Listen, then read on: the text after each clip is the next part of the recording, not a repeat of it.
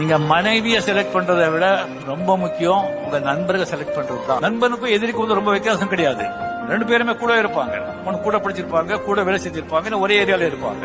கூடவே நீ பேசிட்டு இருக்கும் போது இன்னொரு யோசிக்க பண்ண மாட்டான், நீ பேசுறதுதான் கேட்பான். அந்த எதிரி அம்சம் அப்படி கிடையாது. உள்ளாம எடுத்துவான், உள்ள இருக்குது எதுவுமே வெளியே சொல்ல மாட்டான். எப்ப சொல்லுவான் வெளியேன்னு சொல்லி தெரியாது. உள்ளே ஒண்ணு திங்க் பண்ணிட்டு இருப்பான். நம்ம சொல்றது வெளியும் சொல்லுவான். நேரு வரும்போது வெளியே போயிட்டு சொன்னா அவன் தான் பெரிய எதிரி ஆயிடுவான். இந்த வித்தியாசம் தான். நீ படிச்ச பள்ளிக்கூடத்துல ஏற்கனவே நான் ஹெட் மாஸ்டரா இருந்தவன். நீ படிச்ச ஸ்கூல்ல நான் ஹெட் மாஸ்டர்ரா.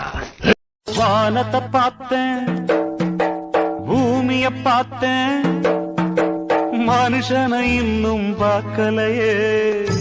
உனக்கு கொடுக்கறானே உயிர், அதே ஒரு புரியல. இந்த ஊரு உலகம் சொந்தம் எதுவும் முக்கியம் இல்ல.